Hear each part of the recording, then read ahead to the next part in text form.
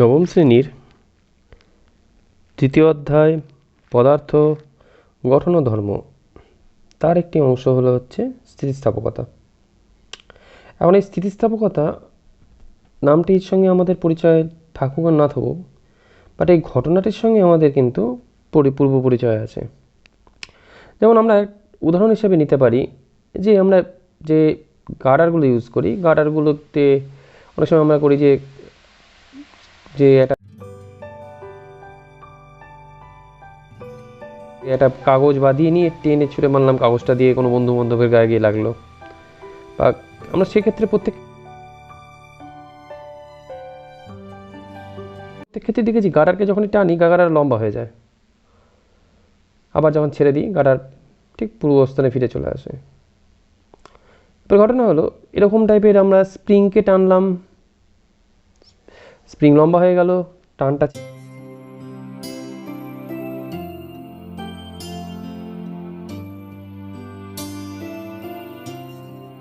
ছেড়ে দিলেই কিন্তু স্প্রিং আবার নিজের জায়গায় ফিরে চলে যায়। এখন ঘটনা যে এই স্প্রিংকে চাপ দিয়ে বসিয়ে দিলেও, মানে স্প্রিংকে চাপ দিয়ে ছোট করে দিলাম, চাপ ছেড়ে দিলে আবার সে পূর্ববর্তী অবস্থায় ফিরে চলে আসে। এই যে ঘটনাগুলি যেগুলো আমি এখন বললাম, এগুলোর সঙ্গে তোমাদের প্রত্যেকেরই পূর্ব পরিচয় আছে বা তোমরা প্রত্যেকে দেখেছো শুনেছো ব্যাপারটা। এবার এই ঘটনাটি আদতে নাম হচ্ছে, এই ঘটনাটি বা এই ধর্মটি যারা দেখায় তাদের বলা হয় স্থিতিস্থাপক বস্তু, আর যাদের মধ্যে মানে এই ধর্মটা দেখতে পাওয়া যাচ্ছে এই ধর্মটার নাম হচ্ছে স্থিতিস্থাপকতা। কি এই স্থিতিস্থাপকতা? বাহ্যিক প্রতিমিত বল। আমরা জানি বল দু ধরনের, একটা হচ্ছে প্রতিমিত বল, একটা অপ্রতিমিত বল। এখানে মাথায় রাখতে হবে স্থিতিস্থাপকতার ক্ষেত্রে বা স্থিতিস্থাপকতার ব্যাপারে কিন্তু বস্তুর মধ্যে গতির কোনো প্রয়োজন নাই। যেহেতু বস্তুর মধ্যে গতির প্রয়োজন নেই, বস্তুকে একই জায়গায় থাকলেই চলবে, তাই এখানে অপ্রতিমিত বল প্রয়োগের কোনো প্রয়োজন নাই। তাই এতে শুধুমাত্র প্রতিমিত বল প্রয়োগ হবে। প্রতিমিত বল প্রয়োগ হলে কি হবে? বস্তুর মধ্যে যে বিভিন্ন কণাগুলি রয়েছে তাদের মধ্যে আভ্যন্তরীণ একটি জায়গার পরিবর্তন ঘটবে। যাই হোক, যদি আমরা সংজ্ঞা হিসাবে নিতে চাই, স্থিতিস্থাপকতার সংজ্ঞা কী হবে? বাহ্যিক প্রতিমিত বল প্রয়োগে কোনো বস্তুর আকার বা আয়তন বা দুটোরই বা উভয়েরই পরিবর্তন করলাম। এবার এমন হতে পারে যে আমার বল যেটা প্রয়োগ করেছি সেটা সাফিসিয়েন্ট নয়, সেটা যথেষ্ট নয় আকার আয়তন প্রয়োগ করতে। আমি লোহার শিক নিলাম, তো এখানে চাপ দিয়ে বেঁকানোর চেষ্টা করলাম, সম্ভব না, আমার পক্ষে অত ক্ষমতা নেই, আমার শক্তি নিয়ে আমি ওটা বেঁকাতে পারলাম না। তাই সবসময় যে পরিবর্তন করব তা নয়, পরিবর্তনের চেষ্টা করলে বা পরিবর্তন করতে পারলে যেটাই হোক না কেন, সেক্ষেত্রে ওই বলের মধ্যে, ওই বস্তুর মধ্যে থেকে একটি বল আসে, যে বলটি হচ্ছে বাহ্যিক বলের বিপরীতে কাজ করে। এই বলটি বস্তুর এই বিকৃত বস্তুকে, এই যে আমরা নিজের জায়গা থেকে বেঁকাতে চেষ্টা করছি, পরিবর্তন মনে বস্তুর অবস্থা, বস্তুর আকার আয়তনে যে পরিবর্তনটা করছি বা করার চেষ্টা করছি, এটাকে বাধা দেয়। এই বাহ্যিক বলকে যে প্রতিহত করার যে চেষ্টা করছে যে বলটা, আবার এই বাহ্যিক বল চলে গেলে যে বল হচ্ছে বস্তুর বা বলবো যে ধর্ম হচ্ছে বস্তুকে আবার পূর্ববর্তী অবস্থায় ফিরিয়ে নিয়ে আসবে, তাকে বলা হয় স্থিতিস্থাপকতা। স্থিতিস্থাপকতা তাহলে হচ্ছে বাহ্যিক বলের বিরুদ্ধে যে বাধাটা দেওয়া, এই বাধা দেওয়ার ধর্মটি স্থিতিস্থাপকতা। যে বেশি বাধা দেবে তার স্থিতিস্থাপকতা বেশি। এখন ঘটনা হচ্ছে আমাদের পরিবর্তনটি তাহলে যেটা হলো, যার ক্ষেত্রে একটা নির্দিষ্ট পরিমাণ দৈর্ঘ্য আয়তন এসবের পরিবর্তন ঘটাতে বেশি পরিমাণ বাহ্যিক বল প্রয়োগ করতে হয়, সে বেশি স্থিতিস্থাপক। এবার প্রশ্ন আসবে, যাদের ক্ষেত্রে আমরা যে কোনো প্রকার বাহ্যিক বল প্রয়োগ করি না কেন, তার মধ্যে আমি কোনোভাবেই তাকে আমি বা বিকৃত করতে মানে বা বস্তুর মধ্যে যে কণাগুলি আছে কণাগুলির আপেক্ষিক সরণ মানে একজনের সাপেক্ষে আরেকজনের যে সরণ, এটা ঘটাতে পারছি না, খুব কঠিন হচ্ছে আমাদের পক্ষে। যদিও এটা বাস্তবে খুব কঠিন, মানে বাস্তবে এর উদাহরণ দেখতে পাওয়া খুব কঠিন ব্যাপার, তবু মোটামুটি এটা দেখা যায় কাঁচ আর হিরে এরা মোটামুটি দৃঢ় বস্তু হিসাবে কাজ করে। তাহলে দৃঢ় বস্তু কারা?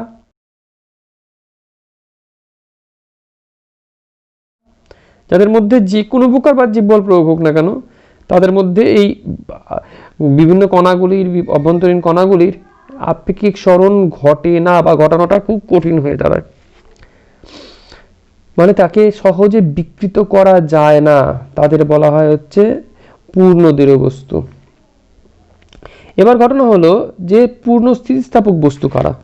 পূর্ণ স্থিতিস্থাপক বস্তু হচ্ছে তারা যারা বাহ্যিক বলের প্রভাবে বিকৃত তো হচ্ছে, বাট ওই বাহ্যিক বলটা অপসারণ করলেই ওই বিকৃত বস্তুটি আবার পূর্বের অবস্থা ফিরত পাবে। একে বলা হয় পূর্ণ স্থিতিস্থাপক বস্তু। এখন ঘটনা হলো এই স্থিতিস্থাপক বস্তু কিন্তু যদি আমরা ভেবে নিই, যেমন পূর্ণ দৃঢ় বস্তুটাও পাওয়া কঠিন, তাও কাঁচ আর হিরে কিছুটা দেখায়, তেমন পূর্ণ স্থিতিস্থাপক বস্তুও পাওয়া কঠিন। তবে প্রত্যেক বস্তুর মধ্যেই কিছু না কিছু স্থিতিস্থাপকতা দেখায়। বা যাই হোক, এবার যে বস্তুটা পূর্ণ স্থিতিস্থাপক হিসাবে কাজ করছে সে কিন্তু একটা নির্দিষ্ট সীমা পর্যন্ত, একটা নির্দিষ্ট বাহ্যিক বলের প্রয়োগ পর্যন্ত সে পূর্ণ স্থিতিস্থাপক হতে পারবে। মানে আমরা যেটাকেই নিই না কেন, আমরা ভেবে নিই একটা স্প্রিং নিয়ে টানলাম, যে স্প্রিং লম্বা হয়ে গেল, ছেড়ে দিলাম, আবার নিজের মতো হয়ে গেল। কিন্তু এই টানার ব্যাপারটা যদি আমরা একটা নির্দিষ্ট বল প্রয়োগ করে ফেলি, পুরো যদি টেনে ফেলি, তাহলে দেখবো বল প্রয়োগ বন্ধ হয়ে গেল বা বল প্রয়োগ সরে গেল, স্প্রিং ফিরে যাবে আগের অবস্থায়, বাট সম্পূর্ণ আগের অবস্থায় ফিরে যাবে না।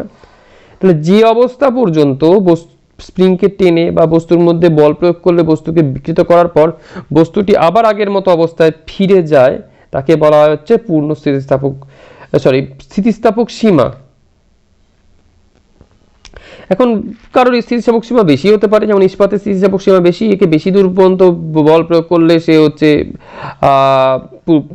নিজের আবার পূর্ব আকার ফেরত পাবে। আবার স্থিতিস্থাপক সীমা কম হতেও পারে, রবারের স্থিতিস্থাপক সীমা কম, ওকে সামান্য টানাটানি করলে সে একটু বেশি হলেই সে বেঁকে যাবে বা ভেঙে যাবে। বাহ্যিক বলের প্রভাবে কিছু কিছু বস্তু আছে যারা বিকৃত হলো বাহ্যিক বল প্রয়োগ করার পর, বাট ওই বল চলে গেলে, মানে ওই বলকে উইথড্র করে নিলে, ওই বলকে ফিরিয়ে নিলে বস্তু সেই বিকৃত অবস্থাতেই থেকে যায়, আর কিন্তু পূর্ববর্তী অবস্থাতে ফিরে যায় না।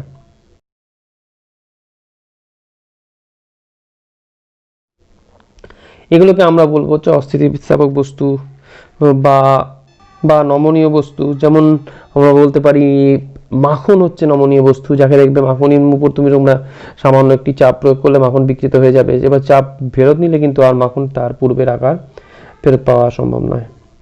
বেশিরভাগ যেটা হয়, যেটা আমরা সবসময় বেশি পূর্ণ স্থিতিস্থাপক বা এরকম একদম অস্থিতিস্থাপকের মাঝামাঝি আমরা যে আংশিক স্থিতিস্থাপক বস্তুগুলিকে আমরা দেখতে পাই। বাহ্যিক বলের প্রভাবে কোনো বস্তুকে বিকৃত করতে যদি পারি, বিকৃত করার পর ওই বল সরিয়ে নিলে যদি তার পূর্বের আকার আয়তন যদিও ফিরে না পেলো, পুরোপুরিভাবে ফিরে না পেলে কিছুটা পরে যদি ফিরে পায়, তাদের আমরা বলি হচ্ছে আংশিক স্থিতিস্থাপক বস্তু। এবার ঘটনা আমরা যেটা আসবো সেটা হচ্ছে এখানে অবস্থিত এই স্থিতিস্থাপকতায় দুটি সংজ্ঞারই আমাদের খুবই ইম্পর্টেন্ট পড়বে। প্রথমটা হচ্ছে বিকৃতি। বিকৃতি কি? একটা বস্তুকে আমরা যে অবস্থায় আছে সে অবস্থা থেকে সে অবস্থা থেকে পরিবর্তন করলাম। এই পরিবর্তনগুলো বিভিন্ন রকম হতে পারে, দৈর্ঘ্যগত হতে পারে, আকারগত হতে পারে, আয়তনগত হতে পারে। এই যে পরিবর্তনটা করছি, এই পরিবর্তনটাকেই বলা হবে হচ্ছে বিকৃতি। এবার আমরা পরিবর্তন যেহেতু তিন রকম করতে পারি, দৈর্ঘ্য করতে পারি, তাই বিকৃতিও দৈর্ঘ্যগত হতে পারে। আয়তনগত পরিবর্তন সম্ভব, তাই আয়তনগত বিকৃতি, ও সেভাবে আকারগত বিকৃতি সম্ভব।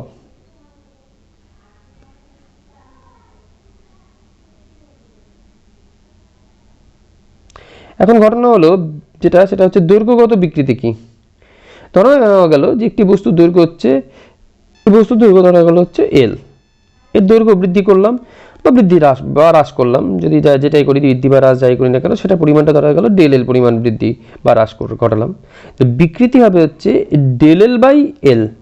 মানে আমরা বলতে পারি একক দৈর্ঘ্যে যে দৈর্ঘ্যের পরিবর্তন, বৃদ্ধি বা হ্রাস যেটাই হোক না কেন, একক দৈর্ঘ্যে যে দৈর্ঘ্যের পরিবর্তন ঘটলো তা হলো আমার দৈর্ঘ্য বিকৃতি। বুঝতেই পারছি আমরা যে বিকৃতি ব্যাপারটা, দৈর্ঘ্য বিকৃতি ব্যাপারটা দুটো দৈর্ঘ্যের অনুপাত, তাই এই বিকৃতির কোনো একক থাকবে না। এরপর আয়তন, একই নিয়ম, বস্তুর আয়তন আমরা ধরে নিচ্ছি ভি, আয়তন বৃদ্ধি দেখা গেল হচ্ছে ডেল ভি পরিমাণ হলো, তাহলে আয়তন বিকৃতি ডেল ভি বাই ভি, মানে একক আয়তনে যেটুকু আয়তন বৃদ্ধি ঘটছে। আমরা জানি যে নিউটনের তৃতীয় সূত্র অনুযায়ী প্রত্যেক ক্রিয়ারই একটি প্রতিক্রিয়া আছে, সমান ও বিপরীতমুখী, অবশ্যই সমান ও বিপরীতমুখী প্রতিক্রিয়া আছে। ঠিক তেমন তাহলে প্রতিটি বলেরই একটি প্রতিক্রিয়া বল থাকবে সমান ও বিপরীতমুখী।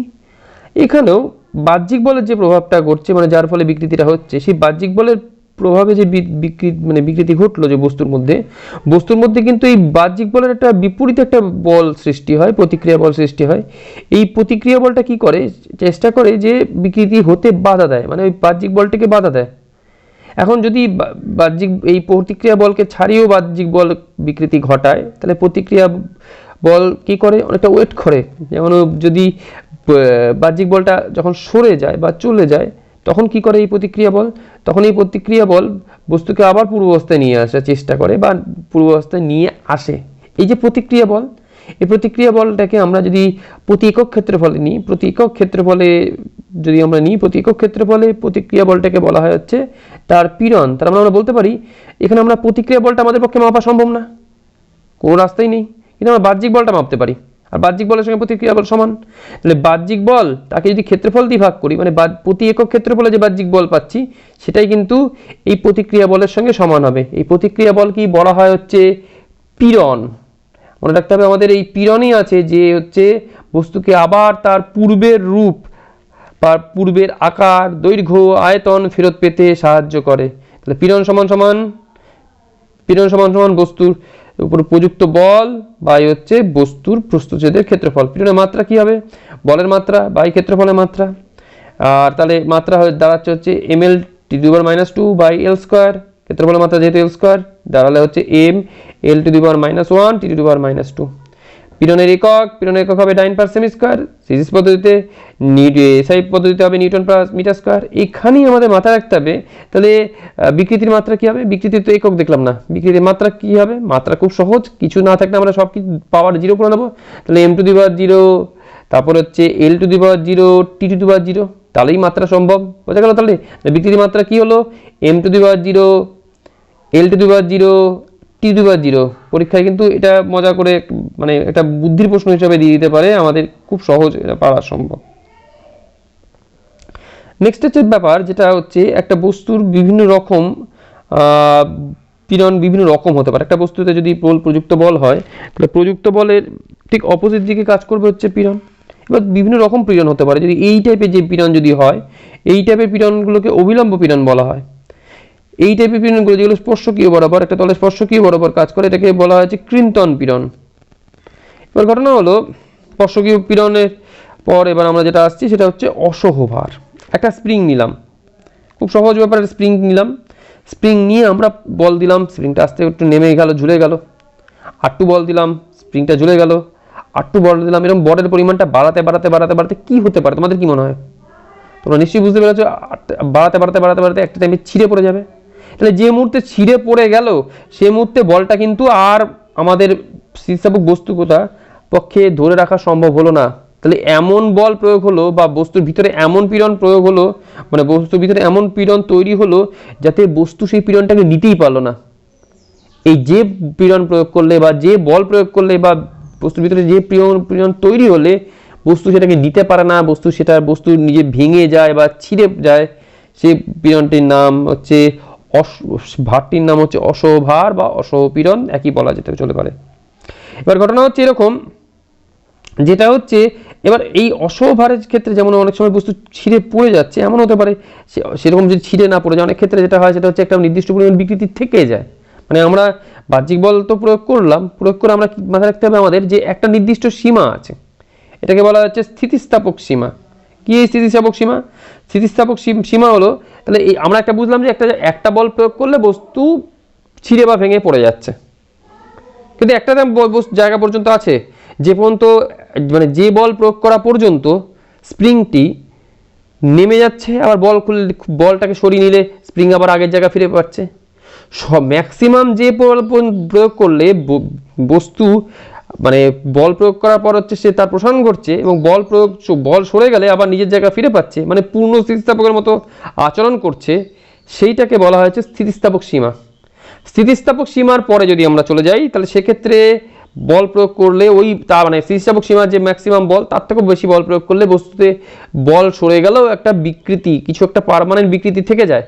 আর তা থেকেও যদি আমরা আরও বাড়িয়ে যাই তাহলে সেটা হয়ে যায় হচ্ছে অসহভার। সেক্ষেত্রে আমরা জানতেই পারলাম যে বস্তু সেই ভার নিতে পারে না, ছিঁড়ে বা ভেঙে পড়ে যায়।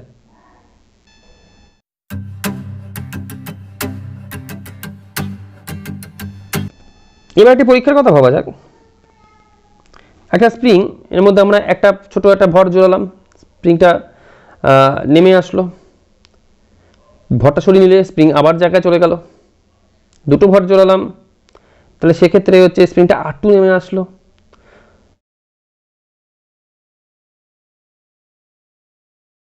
ছেড়ে দিলে বস্তু আবার আগের মতো হয়ে, মানে স্প্রিংটা আবার আগের মতো হয়ে যাবে। তিনটে ভর জোড়ালাম, তাহলে স্প্রিং আরও নেমে আসবে। এবার দেখা গেল যে ছেড়ে দিলে, মানে স্প্রিংটা সরিয়ে দিলে আর বস্তু নিজের জায়গায় ফিরে যাচ্ছে না। তাহলে আমরা বুঝতে পারছি দুটো ভর ঝোলানো পর্যন্ত বস্তু নিজের জায়গায় ফিরে যাচ্ছে। স্প্রিং থেকে বস্তু ভর সরিয়ে নিলে, তাহলে এই দুটো ভর পর্যন্ত এটাকে আমরা বলবো স্থিতিস্থাপক সীমা। তাহলে আমরা বুঝতে পারছি স্থিতিস্থাপক সীমায় থাকুক না থাকুক, কিন্তু বস্তুর ক্ষেত্রে যত ভর জ্বলাবো তত হচ্ছে বিকৃতি বাড়বে। তাহলে বল যত প্রয়োগ করবো বিকৃতি তত বাড়বে। অবশ্যই পূর্ণ স্থিতিস্থাপকের ক্ষেত্রে স্থিতিস্থাপক সীমার মধ্যে কি হবে, বস্তুটা আবার পূর্বের আকার ফিরে পাবে। তাহলে আমরা বলতে পারি স্থিতিস্থাপক সীমার মধ্যে পীড়ন ও বিকৃতি পরস্পর সমানুপাতিক। তাহলে পীড়ন সমানুপাতিক বিকৃতি, তাহলে পীড়ন যদি সমানুপাতিক বিকৃতি হয়, আমরা বলতে পারি পীড়ন ইজ ইকুয়াল টু ধ্রুবক ইনটু বিকৃতি। পীড়ন বাই বিকৃতি ইজ ইকুয়াল টু হচ্ছে ধ্রুবক। এই ধ্রুবকটার নাম হচ্ছে স্থিতিস্থাপক গুণাঙ্ক। স্থিতিস্থাপক গুণাঙ্ক কি, বিকৃতি যদি এক হয় তাহলে পীড়নটাই হচ্ছে স্থিতিস্থাপক গুণাঙ্ক হবে। তাহলে একক বিকৃতি সৃষ্টির জন্য বা একক বিকৃতি তৈরির জন্য যে পরিমাণ বল প্রয়োগ করতে অথবা যে পরিমাণ পীড়ন তৈরি হয় ভিতরে, সেটাই তার স্থিতিস্থাপক গুণাঙ্ক। এবার তাহলে একক কি হবে, ডাইন পার সেমি স্কোয়ার।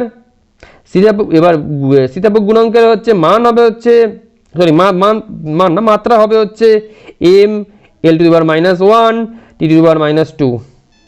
আমরা একটা জিনিস দেখতে পাচ্ছি, বিকৃতি যেহেতু কোনো রকম মাত্রা বা কোনো রকম একক নেই, তাই আমরা দেখতে পাচ্ছি স্থিতিস্থাপক গুণাঙ্কের মাত্রা বা এককের ক্ষেত্রে পীড়নের যা একক তাই হচ্ছে স্থিতিস্থাপক গুণাঙ্কের একক, পীড়নের যা মাত্রা তাই স্থিতিস্থাপক গুণাঙ্কের মাত্রা।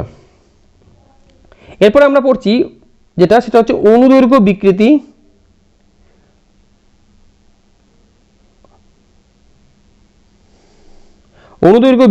অনুদৈর্ঘ্য পীড়ন ও ইয়ং গুণাঙ্ক। এটা বিজ্ঞানী ইয়ং গুণাঙ্ক, মানে বিজ্ঞানী ইয়ং এর নাম অনুযায়ী এসছে, যিনি এই হিসাবটির মধ্যে, এই পরীক্ষাটির মধ্যে জড়িত ছিল। আমরা আগে যেটা করছিলাম, যেটাকে আমরা হুকের সূত্র পড়ছিলাম, এই যে স্থিতিস্থাপক সীমার মধ্যে পীড়ন ও বিকৃতি পরস্পর সমানুপাতিক, এইটা কিন্তু বিজ্ঞানী হুকের, রবার্ট হুক 1676 খ্রিস্টাব্দে ইনি হচ্ছে এই সূত্রটা দিয়েছিলেন, তিনি হচ্ছে এই সূত্রের প্রবক্তা। আর এই যে ইয়ং সূত্র আমরা এখানে পড়বো, ইয়ং গুণাঙ্ক বা ইয়ং এর ব্যাপারটা পড়বো, সেটা কিন্তু বিজ্ঞানী ইয়ং এর অনুযায়ী তার এটা এসছে। এটা কি, এটা মূলত রয়েছে দৈর্ঘ্যের বিকৃতির উপরে। বুঝতেই পারছি অনুদৈর্ঘ্য না লেখা আছে মানে দৈর্ঘ্য বিকৃতি। একটি ধরা গেল হচ্ছে স্প্রিং বা একটা স্থিতিস্থাপক বস্তু এখানে টানানো আছে, তার দৈর্ঘ্য হচ্ছে বড় এল, ক্যাপিটাল এল।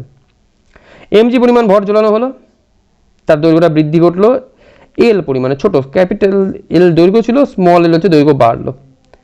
তাহলে এবার অনুদৈর্ঘ্য বিকৃতি কি হবে, দৈর্ঘ্য বৃদ্ধি বাই প্রাথমিক দৈর্ঘ্য, দৈর্ঘ্য বৃদ্ধি বাই প্রাথমিক দৈর্ঘ্য, তাহলে দৈর্ঘ্য বৃদ্ধি ছোট এল বাই ক্যাপিটাল এল। অনুদৈর্ঘ্য পীড়ন কি হবে, বল বাই প্রস্তুতের ক্ষেত্রফল। বল তো কত আমি এমজি দিয়েছি, তাহলে এমজি হচ্ছে বল, আর ক্ষেত্রফল কত না ধরে নিলাম এ ছিল, তাহলে এগুলো এখানে বসিয়ে দিলে তার হচ্ছে এমজিএল বাই এএল। এবার তো আমরা বুঝতে পারছি ইয়ং গুণাঙ্কের একক কি হবে, এগুলো সব বসাতে, মানে পীড়ন বাই বিকৃতি। মনে রাখতে হবে যে ইয়ং গুণাঙ্কের এককও তাহলে কিন্তু সেই হচ্ছে পীড়নের এককই কিন্তু এখানে আসবে, মানে ডাইম পার সেমি স্কোয়ার। এবার কোনো পদার্থের ইয়ং গুণাঙ্ক কত, এরকম একটা বা মান একটা দিয়ে দিল, দিয়ে এর মানে কি, এরকম টাইপের একটা প্রশ্ন থাকতে পারে। যেমন দিল একটা প্রশ্ন ধরা গেল যে আছে যে তামা, কপার, হ্যাঁ, তামার ইয়ং গুণাঙ্ক 1.26 × 10⁻12 ডাইন পার সেমি স্কোয়ার। এই কথাটির অর্থ কি লেখো বা ব্যাখ্যা করো। কী লিখবো আমরা এক্ষেত্রে? আমাদের ঘটনা একই, যে একক বিকৃতি সৃষ্টি করতে গেলে প্রতি সেমি স্কোয়ারে এই এককটা কাজ করবে এখানে, প্রতি সেমি স্কোয়ার বা প্রতি বর্গ সেমিতে, এখানে যদি মিটার থাকতো তাহলে মিটারে লিখতাম, প্রতি বর্গ সেমিতে 1.26 × 10⁻12 ডাইন বল প্রয়োগ করতে হবে। আবার বলছি, একক বিকৃতি সৃষ্টি করতে গেলে তামার কোনো একটি তারে প্রতি বর্গ সেমিতে 1.26 × 10⁻12 ডাইন প্রয়োগ করতে হবে, এই হচ্ছে এর মানে। এবার আমরা পড়ব আয়তন বিকৃতি, আয়তন পীড়ন ও আয়তন বিকৃতি গুণাঙ্ক। ধরে গেল আমরা এমন একটি নীল ঘনক আছে সেটাকে চেপে এরকম একটা ছোটো ঘনক লাল ঘনকে বানিয়েছি, অথবা এরকম একটা নীল ঘনককে এরকম লাল ঘনকে নিয়ে এসেছি, যেটাই করি না কেন। যে প্রাথমিক যে এটার আয়তন ছিল, যেটা প্রাথমিক আয়তন ছিল ভি, আমরা পরে আয়তনটাকে বাড়িয়ে ধরো হচ্ছে ডেল ভি পরিমাণ বাড়িয়েছি। আমি এটা অনেকটা দূরত্ব করেছি, কিন্তু ডেল ভি এতটা মোটো বাড়িনি, সামান্য পরিমাণ ডেল ভি মানে বা ভি যেটা আয়তন বৃদ্ধিটা হয়েছে সেটা খুব সামান্য পরিমাণ। এটাকে আমি অনেকটা পার্থক্য দেখি যাতে বুঝতে এক দৃষ্টিতেই বোঝা যায় যে এর থেকে এর আয়তনের পার্থক্য অনেক বেশি। আসলে এতটা বেশি পার্থক্য না, সামান্য পার্থক্য হবে, যেটা পার্থক্যটা হয়েছে। তাহলে আয়তন বিকৃতি কত? যে আয়তনের যে পরিবর্তনটা হয়েছে মানে ছোট ভি বাই প্রাথমিক আয়তন ভি। আয়তন পীড়ন কত হবে? আয়তন পীড়ন হবে হচ্ছে যে বল প্রয়োগ করেছি বাই হচ্ছে প্রতি ক্ষেত্রফল, এ হচ্ছে এই এর প্রতি ক্ষেত্রফল, মানে এটাকে পি হলো। তাহলে এটা হলো আমার হচ্ছে, এবার এটা যদি এ কে যদি আমি 1 নিই, যেহেতু একক ক্ষেত্রফলে যদি আমি ধরে নিই যে একক ক্ষেত্রফলে কী পরিমাণ বল প্রয়োগ হয়েছে, তাহলে একক ক্ষেত্রফলে প্রযুক্ত যে বল সেটাকে আমরা পি, সেটাকে আমরা ধরছি হচ্ছে এখানে পীড়ন, আয়তন পীড়ন। তাহলে আয়তন বিকৃতি গুণাঙ্ক কত হবে? এটাকে কে দিয়ে লেখা হয় ইকুয়াল টু আয়তন পীড়ন বাই আয়তন বিকৃতি, P by small V by V বড় ভি। তাহলে এখানে হবে হচ্ছে পি ইন্টু বড় ভি বাই স্মল ভি, এরকম হচ্ছে। পরে আমরা যেটা আসছি সেটা হচ্ছে সংনমতা। কি সংনমতা? একটা জিনিস আমাদের মনে রাখতে হবে, যেটা বাস্তব ঘটনা, যেটা হচ্ছে কঠিন বা তরল এদের ক্ষেত্রে যদি আমরা খুব বেশি পরিমাণে বল প্রয়োগ করি, বাহ্যিক বল, আয়তন বিকৃতি কিন্তু খুব সামান্য হবে, খুব কম পরিমাণে হবে। এদের ক্ষেত্রে কঠিনের ক্ষেত্রে তো একদমই আয়তন বিকৃতি ঘটানো সম্ভব না, তরলের ক্ষেত্রে তাও সামান্য, মানে তরলের ক্ষেত্রেও বিকৃতি প্রায় ঘটে না বললেই চলে, খুব সামান্য পরিমাণে ঘটে। কিন্তু এই জন্য এদের আয়তন বিকৃতি, যেটা আমরা আয়তন বিকৃতি গুণাঙ্ক নেব, তাহলে আয়তন বিকৃতি গুণাঙ্ক মানে কি আমরা আগে দেখেছিলাম, আয়তন বিকৃতি গুণাঙ্ক হচ্ছে আয়তন পীড়ন বাই বিকৃতি। বিকৃতি যেহেতু কম এদের ক্ষেত্রে, কঠিন তরলের ক্ষেত্রে, তাই আয়তন পীড়নটাই যা হবে সেটাই প্রায় হচ্ছে বিকৃতি গুণাঙ্কের ফলে সম্ভবত সমান। এই জন্য যত বল প্রয়োগ করব এদের ক্ষেত্রে হচ্ছে আয়তন বিকৃতি গুণাঙ্কটা ততটাই বেশি হবে। কিন্তু গ্যাসীয় পদার্থের ক্ষেত্রে অল্প পরিমাণ বল প্রয়োগ করি না কেন, অল্প পরিমাণ বল প্রয়োগ করলেই অনেকখানি আয়তন বিকৃতি ঘটে, যার ফলে যেটা আয়তন বিকৃতি মানে গুণাঙ্কের মানটা, তাহলে এখানে দেখো এর এই হটটা আয়তন বিকৃতির মানটা কিন্তু গ্যাসের ক্ষেত্রে অনেক বেশি, ফলে আয়তন বিকৃতি গুণাঙ্কের মানটা কমে যাবে। এই আয়তন বিকৃতি গুণাঙ্কের মানটা যেহেতু কমে যাচ্ছে, এই জন্য আমরা এটাকে এইভাবে ব্যবহার না করি, গ্যাসের ক্ষেত্রে যেটা ব্যবহার করা হয় আয়তন বিকৃতি গুণাঙ্কের অনন্যক হিসাবে নেওয়া হয়। এই আয়তন বিকৃতি গুণাঙ্কের অনন্যককে আমরা বলি সংনম্যতা।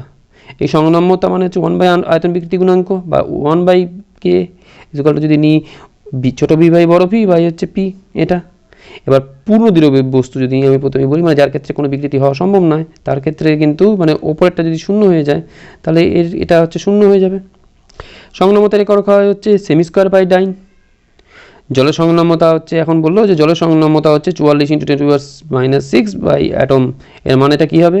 এর মানেটা হলো জলের উপর যদি তুমি 1 অ্যাটমসফিয়ার, এই এককটা আগে 1 অ্যাটমসফিয়ার চাপ প্রয়োগ করো, 1 অ্যাটমসফিয়ার বায়ুমণ্ডলীয় চাপ প্রয়োগ করো, তাহলে জলের আয়তন বিকৃতি গুণাঙ্কটা হবে 44 × 10⁻⁶ একক।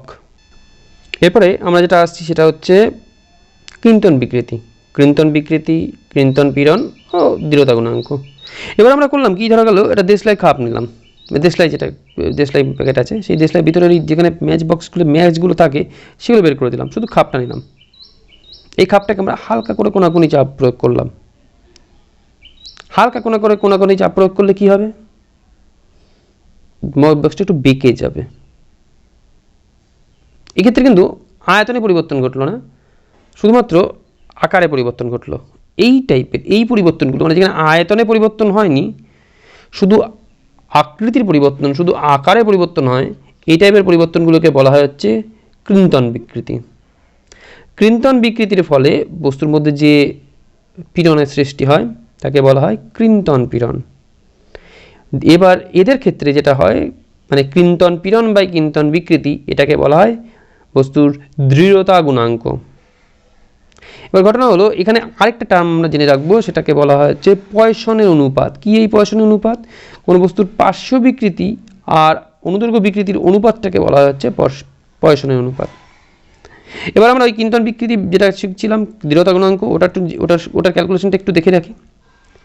এইখানে এই নীল কালারের যে নীল কালারের যে ঘনকটি আছে বা আয়ত ঘনকটি আছে সেটা হচ্ছে প্রথমে ছিল, এটার উপর বল প্রয়োগ করেছি, এটা তির্যক বল প্রয়োগ করেছি, এরকম বলের দ্বন্দ্ব তির্যক একটা বল প্রয়োগ করেছি, বল প্রয়োগ করার ফলে হচ্ছে এটা কি হয়েছে, এটা একটু বেঁকে গেছে, এক্ষেত্রে আয়তনটা একটু বেঁকে গেছে, বেঁকে যাওয়ার ফলে মানে এখন এই ডটের দিকগুলো এই দিকটা একটু বেড়ে গেছে, এই দিকটা একটু সরে গেছে, এর ফলে কিন্তু এর আয়তনটার পরিবর্তন ঘটেনি কিন্তু আকারটার পরিবর্তন ঘটেছে,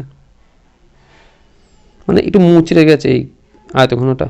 এই জন্য এই টাইপের বিকৃতিগুলোকে কিন্তন বিকৃতি বা মোচড় বিকৃতি বলে। যাই হোক, এই মোচড় বিকৃতিটা কী পরিমাণ হলো না, এ পরিমাণ, এ ড্যাশ পরিমাণ হলো এটা বিকৃতি। এখন বাই এডি,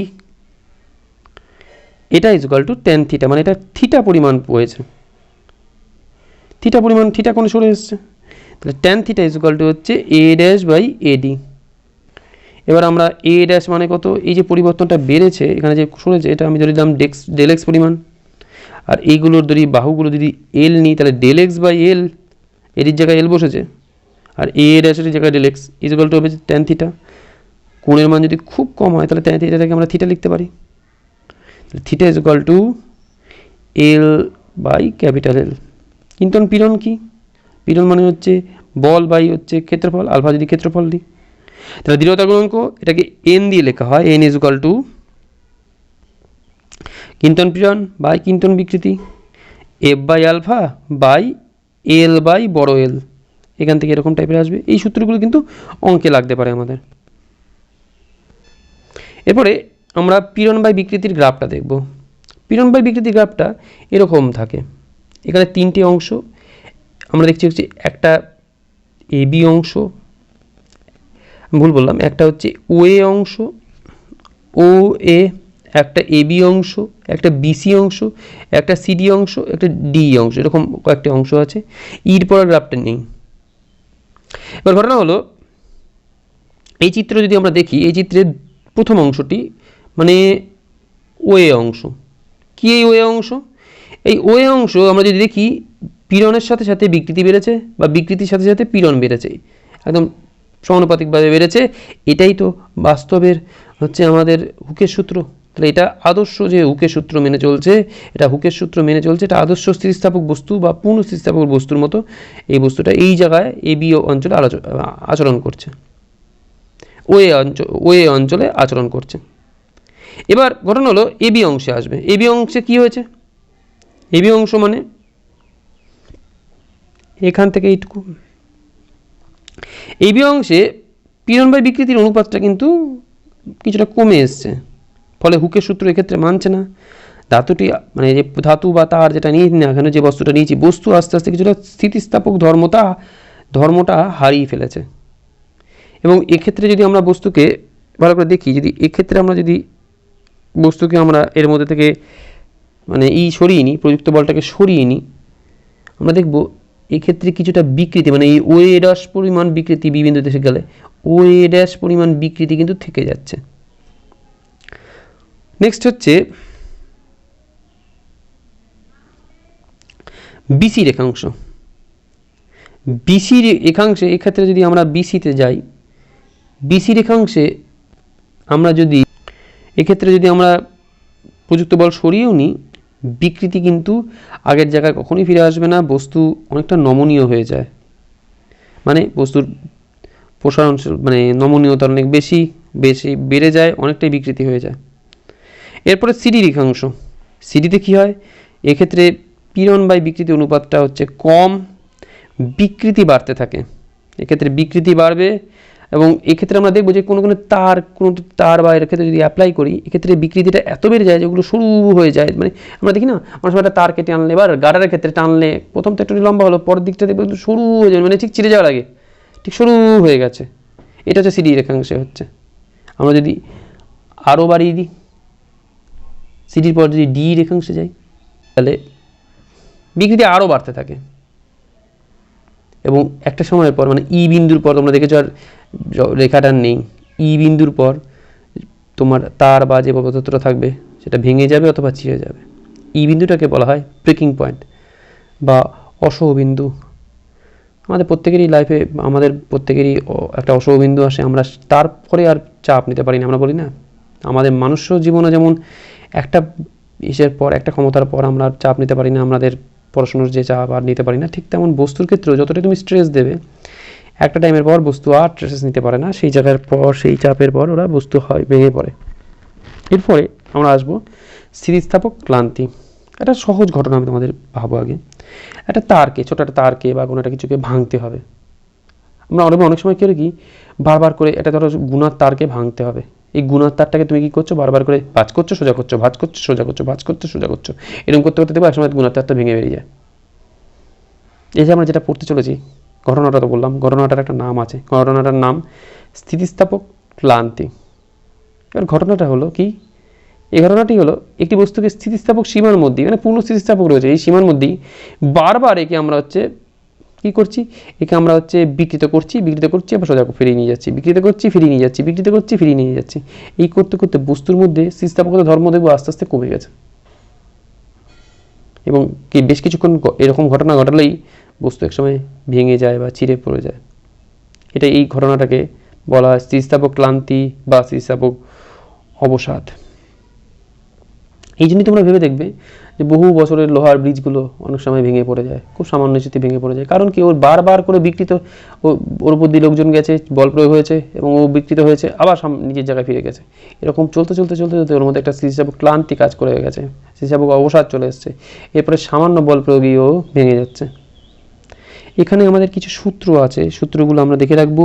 এই চ্যাপ্টারে বিভিন্ন অঙ্ক করতে গেলে এই সূত্রগুলো কিন্তু প্রচণ্ড ইম্পর্টেন্ট। আমরা একটা করে অঙ্ক করবো এই চ্যাপ্টারে। প্রত্যেকটা এই যা পড়লাম তাতে বিভিন্ন যে সূত্রগুলো পেয়েছি আমরা সেই সূত্রগুলো সামারি একটা জায়গায় করে রেখেছি, তোমরা একটু মনে রাখবে এই সূত্রগুলো। এখানে স্থিতিস্থাপক সংক্রান্ত এই সংক্রান্ত কিছু প্রশ্ন আছে, মানে গাণিতিক প্রশ্ন আছে, এবং তার আমি অঙ্কগুলো করে দেখিয়েছি।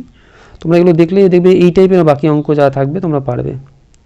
একটা অঙ্ক দিয়েছে, একটি তারের বিকৃতি 0.1 2%। এবার তারটা যদি 10 মিটার দীর্ঘ হয় তাহলে দৈর্ঘ্য পরিবর্তন কত হবে? তাহলে বিকৃতি কত? 0.1 তাহলে বিকৃতি মানে দৈর্ঘ্য পরিবর্তন বাই প্রাথমিক দৈর্ঘ্য, এটা 0.1 তার মানে 0.1 গুণ 2/100, মানে 2/1000 হলো বিকৃতি। এবার বিকৃতি মানে অ্যাকচুয়ালি কি, দৈর্ঘ্য পরিবর্তন বাই প্রাথমিক দৈর্ঘ্য, দৈর্ঘ্য পরিবর্তনকে স্মল এল আর প্রাথমিক দৈর্ঘ্যকে বড় এল ক্যাপিটাল এল ধরলে, তাহলে L/L = 2/1000। এখন ঘটনা যেটা হলো, প্রাথমিক দৈর্ঘ্যটা কত ওরা তো বলে দিয়েছিল 10 মিটার। 10 মিটার মানে 10 × 100 সেমি মানে 1000, তাহলে এল এর ভ্যালুটা হয়ে গেল 2। এরপরে অঙ্ক,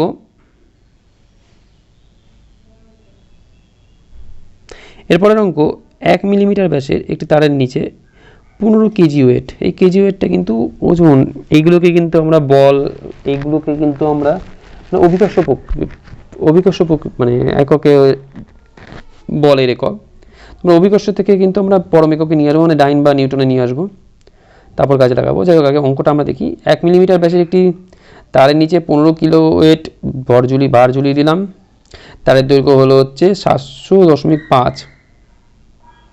এবার ভারটি সরিয়ে নিলে দৈর্ঘ্য কমে গেল 5 মিলিমিটার কমে গেল। তারের উপাদানের ইয়ং গুণাঙ্ক বের করতে হবে। ভারহীন অবস্থায় তারের দৈর্ঘ্য কত ছিল? 700.5, ওই 5 মিলিমিটার কমে গেছিলো। 5 মিলিমিটার মানে সেমি টানলে 0.5 সেমি, তাহলে ভারহীন অবস্থায় তারটার দৈর্ঘ্য 700। তারের ব্যাস কত? 0.1 মিলিমিটার। ব্যাসার্ধ 0.5 মিলিমিটার, এটা সেমি টানলে 0.05 সেমি। প্রস্থচ্ছেদের ক্ষেত্রফল A = πr², পাই মানে 3.14, r² হবে 0.05 এর হোল স্কয়ার। এবার বলটা কত ছিল? বল ছিল 15 কেজি ওয়েট।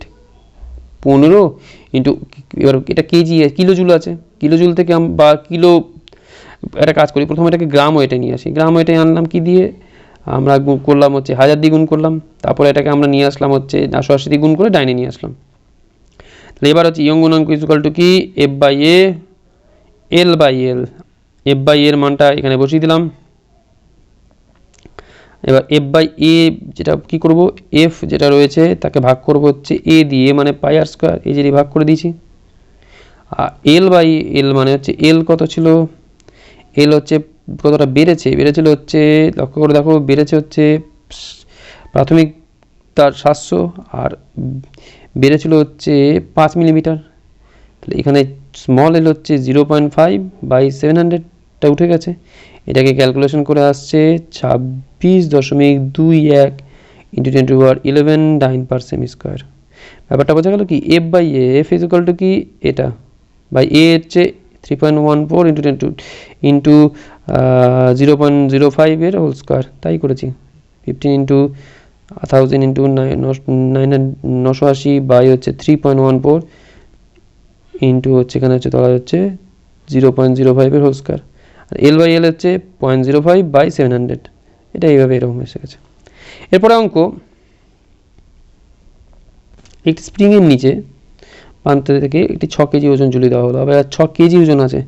স্প্রিংয়ের দৈর্ঘ্য 2 সেমি বৃদ্ধি পায়। স্প্রিংয়ের বল ধ্রুবকের মান কত? বল ধ্রুবকের সূত্র কি আমরা আগেই লিখেছি। বল ধ্রুবকের সূত্র হচ্ছে, যদি কে দিয়ে লিখি বল ধ্রুবক ইকুয়াল টু প্রযুক্ত বল বাই দৈর্ঘ্য বৃদ্ধি। তাহলে এখন ঘটনা হলো, তাহলে F equal to K into x. F এর ভ্যালু F ইকুয়াল টু হচ্ছে 6 কিলো কেজি। তাহলে 6 কেজি থেকে আমরা এটাকে হচ্ছে বেশি নিয়ে আসি, নিউটনে নিয়ে আসি, 9.8 গুণ করে দিলেই হবে। জি এর ভ্যালুটা গুণ করে দিলাম, নিউটনে চলে আসলো। এবার এক্স এর ভ্যালুটা হচ্ছে 2 সেমি, মানে 2 মিটারে, 2 সেমিকে মিটারে আনতে গেলে হবে হচ্ছে 0.02 মিটার। এবার এবার এখানে হচ্ছে সূত্র মধ্যে বসিয়ে দিলাম এফ আর এক্সকে, এইটা হচ্ছে কে এর ভ্যালু। এবার একটি স্প্রিংকে কেটে 2 টুকরো করা হলো, প্রতিটি অংশের বল ধ্রুবক কত? স্প্রিংকে কেটে 2 টুকরো করা হলো, প্রতিটি অংশের বল ধ্রুবক কত? স্প্রিংয়ের বল ধ্রুবকের সূত্র কি? একটু আগে দেখলাম প্রযুক্ত বল বাই দৈর্ঘ্য বৃদ্ধি। এবার বল প্রয়োগে স্প্রিংয়ের ধরা গেল দৈর্ঘ্য বৃদ্ধিটা হলো এক্স। তাহলে মূল স্প্রিংয়ের বল ধ্রুবক হচ্ছে কে ইকুয়াল টু F/X। এবার স্প্রিংটা কেটে 2 টুকরো করলাম, তাহলে স্প্রিংয়ের প্রতিটা অংশের দৈর্ঘ্য হলো x/2 করে। না, স্প্রিংয়ের প্রতিটা অংশের দৈর্ঘ্য বৃদ্ধি হলো x/2 করে। এবার বল তো F প্রয়োগ করেছিলাম, তাহলে বল ধ্রুবক হবে হচ্ছে প্রতি অংশে F/X/2 ইকুয়াল টু হবে হচ্ছে 2 ইন্টু F/X, মানে মূল স্প্রিংয়ের বল ধ্রুবকের ডবল বা টুয়াইস। একটু মনে রাখতে হবে যে স্টিলের ইলাস্টিসিটি বা স্থিতিস্থাপকতা অনেক বেশি। সবচেয়ে বেশি ইলাস্টিক হচ্ছে অসমিয়াম আর হচ্ছে ইরিডিয়াম। এছাড়াও নিকেল, টিটেনিয়ামের স্থিতিস্থাপকতা অনেক উচ্চ। আমরা দেখতে পারি যে স্থিতিস্থাপকতার সঙ্গে একটা সম্পর্ক আছে। দৃঢ়তা যদি বেশি হয় তাহলে কি হবে? দৃঢ়তা বেশি হলে যেটা হবে সেটা বিকৃত হতে চাইবে না। আমরা একটা উদাহরণ দিই, একটা কাচের বস্তুকে বাঁকানোর চেষ্টা করবো, দেখবে একটুও বাঁকতে চাইবে না। বেশি বল প্রয়োগ করবে, ও ভেঙে যাবে, কিন্তু বাঁকবে না, ভেঙে যাবে। যে জন্য কাচের দেয়ালে ইট মারলে কি হয়? এইরকমভাবে ভেঙে যায়। এবার এটা মাখন, সামান্য বল প্রয়োগ করলেই বেঁকে একদম হয়ে যায়, একদম নতুন একটা আকার নিয়ে নেয়। একে আমরা সবচেয়ে নমনীয় বস্তু, এগুলো সব নমনীয় বস্তুর মধ্যে পড়বে। এই হলো এই চ্যাপ্টারটি। এই চ্যাপ্টারটি তোমাদের কিছু অঙ্ক প্রশ্ন আসতে পারে, তোমরা ভালো করে পড়বে। পড়লে আশা করি ব্যাপারটা বুঝতে পারবে। এইটুকু যা বুঝলে পড়ে তারপর তোমরা বইটিকে থরলি ভালো করে পড়বে।